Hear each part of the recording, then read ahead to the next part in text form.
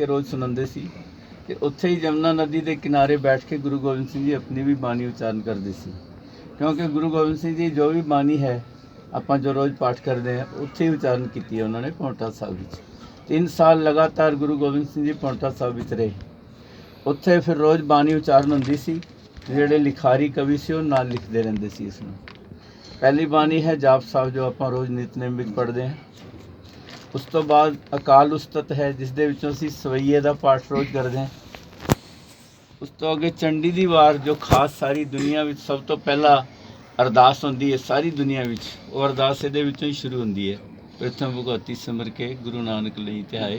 गुरु गोबिंद सिंह चंडी दी वार दी पहली पौड़ी जो है प्रथम भगवती सिमर के गुरु नानक लई ध्याए, ये सारी दुनिया विच अरदास इहदे विचों ही शुरू होंदी है।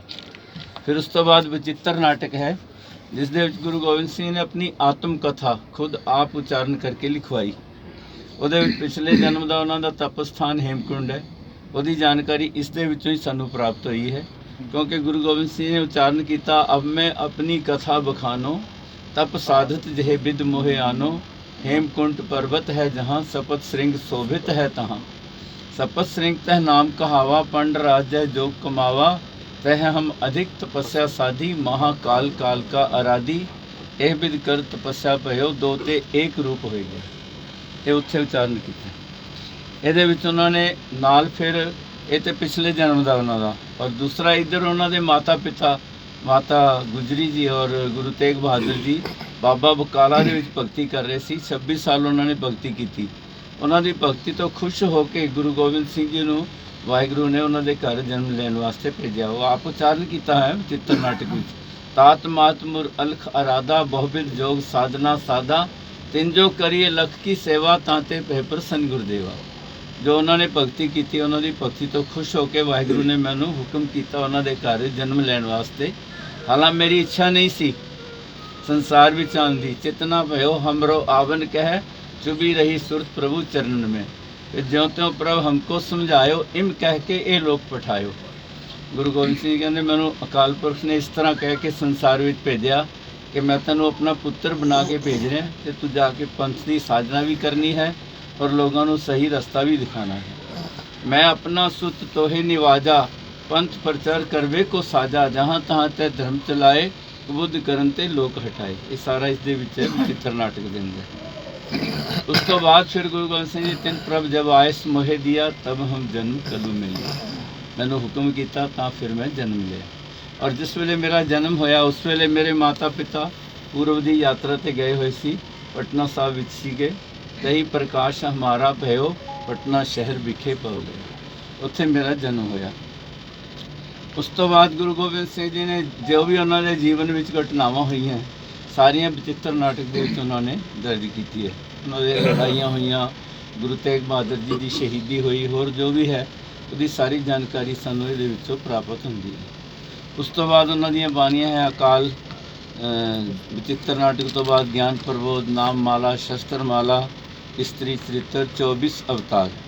24 अवतारों के उन्होंने जो पिछले अवतार हुए है राम अवतार कृष्ण अवतार बुद्ध अवतार दत्तात्रेय अवतार इस तरह जोड़े अवतार हो चुके हैं उन्होंने जानकारी है।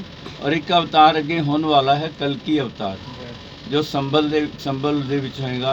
भल भाग पया हर संबल के हरजू हरमंदर आवेंगे जो यूपी के अंदर है वो होने वाला है। उसकी जानकारी पूरी है।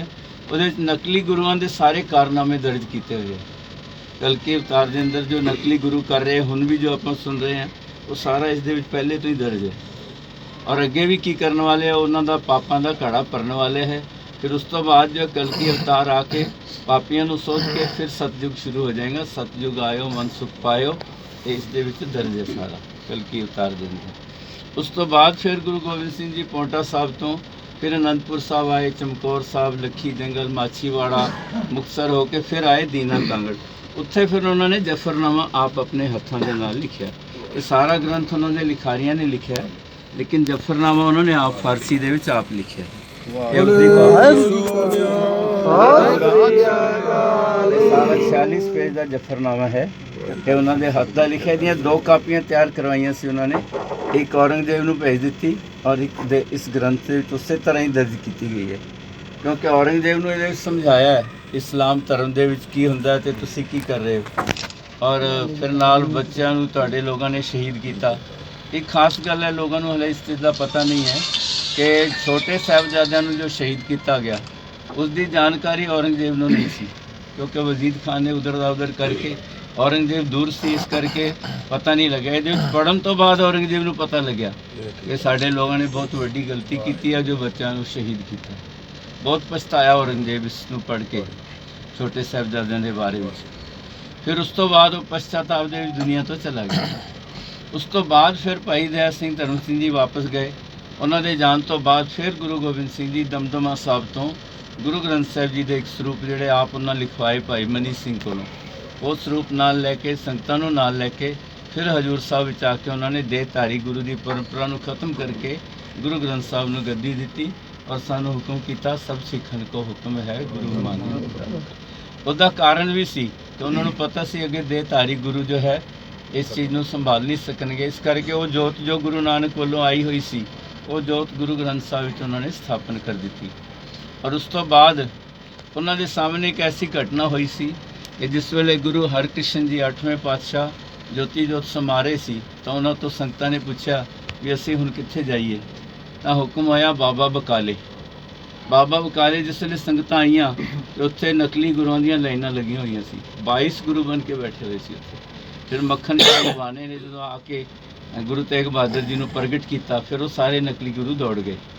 ਉਸ ਤੋਂ ਬਾਅਦ ਇਸ ਕਰਕੇ ਗੁਰੂ ਗੋਬਿੰਦ ਸਿੰਘ ਜੀ ਨੇ ਫਿਰ ਦੇਹਧਾਰੀ ਗੁਰੂ ਦੀ ਪਰੰਪਰਾ ਨੂੰ ਖਤਮ ਕੀਤਾ। ਆਪ ਗੁਰੂ ਗ੍ਰੰਥ ਸਾਹਿਬ ਜੀ ਦਾ